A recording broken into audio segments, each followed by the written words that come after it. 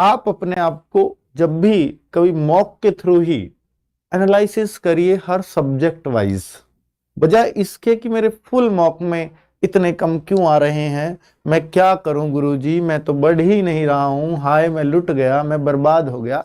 इन सब चीजों को करने से अच्छा है कि आप अपने हर सब्जेक्ट वाइज देखिए अपने आप को कि मैं मैथ्स में कहाँ हूं, मैं रीजनिंग में कहाँ हूं, मैं हिंदी में कहाँ हूं और मैं जीएस में कहाँ हूं।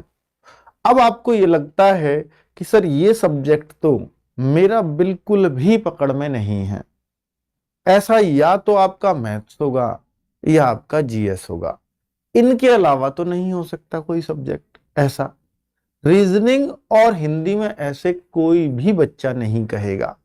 हिंदी के बजाय जो इंग्लिश लेते हैं, रीजनिंग और इंग्लिश में भी ऐसे कोई बच्चा नहीं कहेगा। सिर्फ यही दो सब्जेक्ट टेंशन देते हैं। और जो टेंशन नहीं देते, हिंदी और रीजनिंग, क्या वो आप पूरा कर पाते हो या हर टेस्ट में 18+ कर पाते हो? उस पे एनालिसिस करो।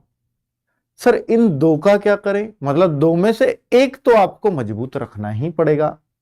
आपकी या तो जीएस बहुत मजबूत हो सकती है या मैथ्स बहुत मजबूत हो सकता है। मोस्टली बच्चे जीएस में थोड़ा सा ये कहते हैं सर इतना बढ़िया नहीं है, मैथ्स अच्छा है। तो आपके 3 सब्जेक्ट फिर अच्छे हो जाते हैं। तो जिनके 3 सब्जेक्ट है, 3 सब्जेक्ट अच्छे हैं, मैथ्स रीजनिंग हिंदी, तो हिंदी भाषी जो स्टेट हैं इनमें उम्मीद वही करें अपने सिलेक्शन की।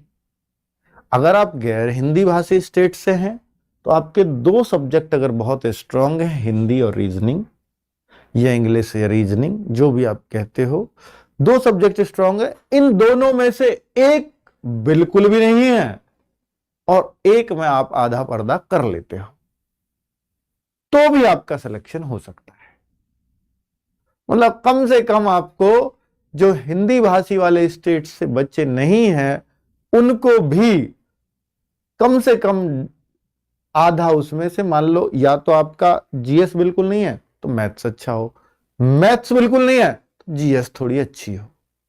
तो टोटल मिलाकर के आपको 2.5-3 सब्जेक्ट, 2.5 मतलब एक बिल्कुल छोड़ भी दिया है तो एक बहुत स्ट्रांग हो या उसमें से बहुत स्ट्रांग भी ना हो, आधा भी हो तो भी चल जाएगा, पर दूसरे में भी एक चौथाई चाहिए तो आप सिलेक्शन ले जाते हो तब भी।